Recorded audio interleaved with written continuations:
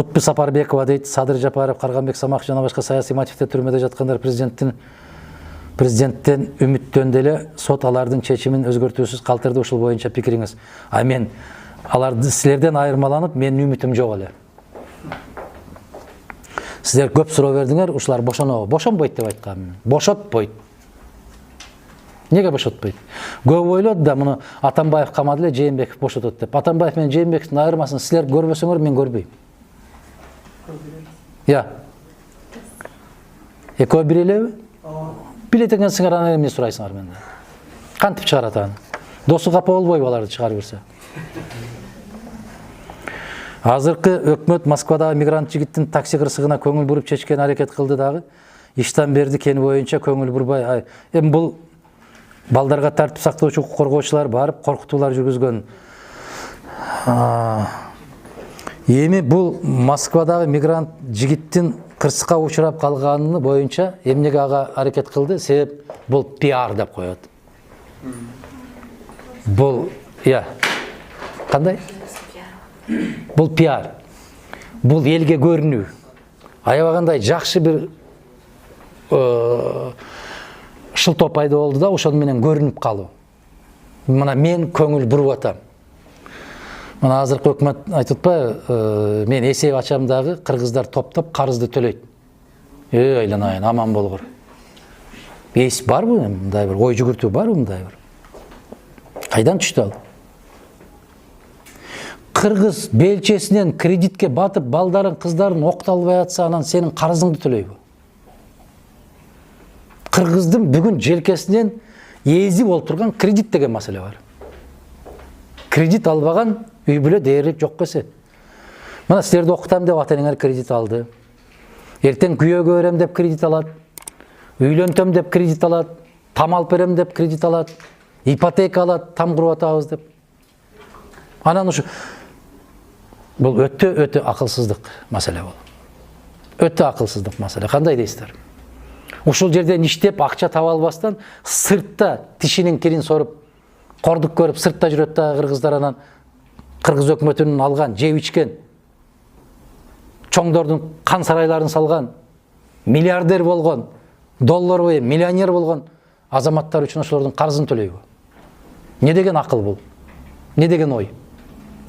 Эгерде ошондой оюң, пикириң болгон болсо, Кыргызстандагы 100 уурунун топто, эгер чындап кыргызды карыздан кутулгуң келсе, урматтуу премьер-министр, өкмөт башчы, 100 ууруну билесин, бардыгы билет.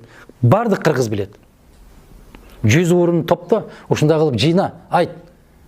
Жедик, ичтик, эми жараткандан корколу дагы кайтаралы. Де ушундай деп 100 ууруну карма. Анын 35-ин издештин кереги жок. Жээнбековдун чөнтөгүндө бар. Тизмеси барбы? Ошолор топтобойбу. Мына карагыла. Жаштарга орун берели. 92 жаштагы премьер-министр кайрада Малайзияга келди. 92 жашта. Эмне кылды? 5 күндүн ичинде 50 миллиард доллар топтоп койду. Кимден? Уурлардан. Окудуңарбы? 50 миллиард долларды ордуна коюп койду. 5 күндүн ичинде. Кандай дейсиңер?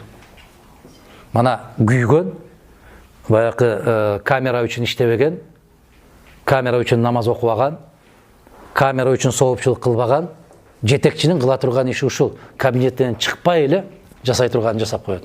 Мана Өзбекстандын президенти Мирзиёев не деди кече чыгып? Соц тармактардан кайрылды. Көрдүңөрбү? Айтты. Бүт баарын чекеден мамлекеттин казынасына уурдагандарын төктүрүп атам деди. Күнүнө 1,5 миллион доллардан түшүп атат мамлекеттик казынага деди. Күнүнө дагы түшөт деди. Түшүп бүткөндөн кийин бул айвандар чыгып элдин алдында кечирим сурайт деди теледен. Мына ушундай болот күрөш жүргүзгөн киши. Күрөштү ушинтип жүргүзөт.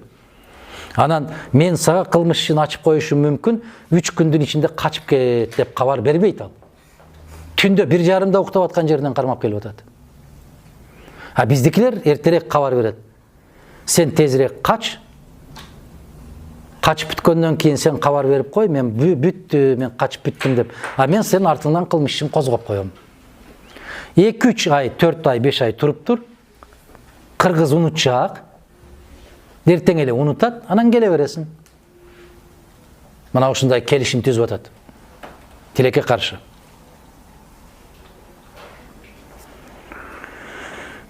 Ошондуктан жанагы Иштамберди кени боюнча, башка кендер Кыргызстандагы бардык кендер боюнча мен эчен жолу кайрылдым, дагы бир жолу кайрылам. Бизден эстүү, бизден акылдуу, бизден таза, муун келмейинче тоо таштарды казып жарганды токтотушубуз керек деп. Токтотуп турушубуз керек. Бизге жаратылыштын байлыгынан өткөн байлык жок.